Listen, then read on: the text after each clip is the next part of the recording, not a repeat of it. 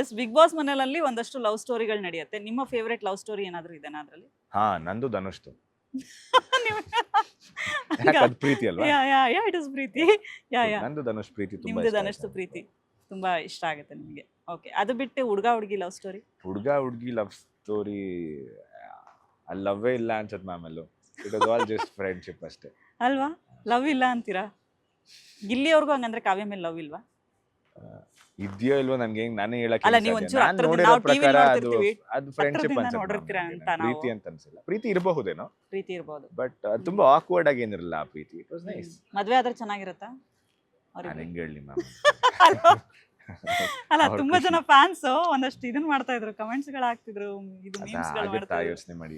It's show Okay. ಅಲ್ವಾ? ಹೊರಗಡೆ ಬಂದ ಮೇಲೂ ಅವ್ರು ಅದೇ ತರ ಇದ್ದು if everything works out happy for them. Yes. But most of the times ಹತ್ರ ಆಗಲ್ಲ ಯಾ ಹೌದು. ಅಲ್ವಾ? ಬಟ್ ಕೆಲವರು ಹೊರಗಡೆ- ಮದ್ವೆ ಆಗಿದ್ದಾರೆ ಬಿಗ್ ಬಾಸ್ ಮನೆಯಲ್ಲಿ ಇರೋ, ಬಟ್ ಆದ್ರೆ ಎಲ್ಲ ಟೈಮಲ್ಲೂ ವರ್ಕ್ ಆಗಲ್ಲ. ಆದ್ರೆ ಗುಡ್. ಎಸ್, ಆಗಿಲ್ಲ ಅಂದ್ರೆ ಅರ್ಥ ಮಾಡ್ಕೋಬೇಕು that it was just entertainment ಅಷ್ಟೇ. ಹೌದು. ಬಟ್ ಆದ್ರೆ ಈ ಗಿಲ್ಲಿ ರಕ್ಷಿತನ್ ನೋಡಿದ್ರೆ ಅನ್ಸುತ್ತೆ ರಕ್ಷಿತ್ ಅವ್ರಿಗೆ ತುಂಬಾ, ಆದ್ರೆ ಅವ್ರು ಹೇಳ್ತಾರೆ ಗಿಲ್ಲಿ ಬೇಡ, ಆದ್ರೆ ಗಿಲ್ಲಿ ತರ ಹುಡುಗ ಬೇಕು ಅಂತ.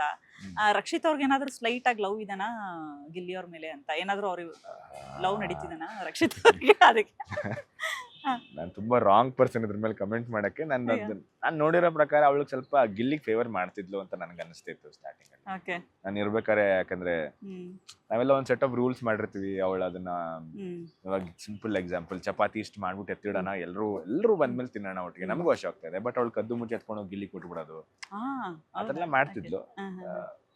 ನನ್ಗೆ ಸ್ವಲ್ಪ ಫೇವರಿಸಮ್ ಮಾಡ್ತಿಳಲ್ಲ ಗಿಲ್ಲಿಗೆ ಅಂತ ಅನ್ಸುತ್ತೆ ನನಗೆ. ಅದ್ ಬಿಟ್ರೆ ಪ್ರೀತಿ ಅದೆಲ್ಲ ಐ ಡೋಂಟ್ ನೋ.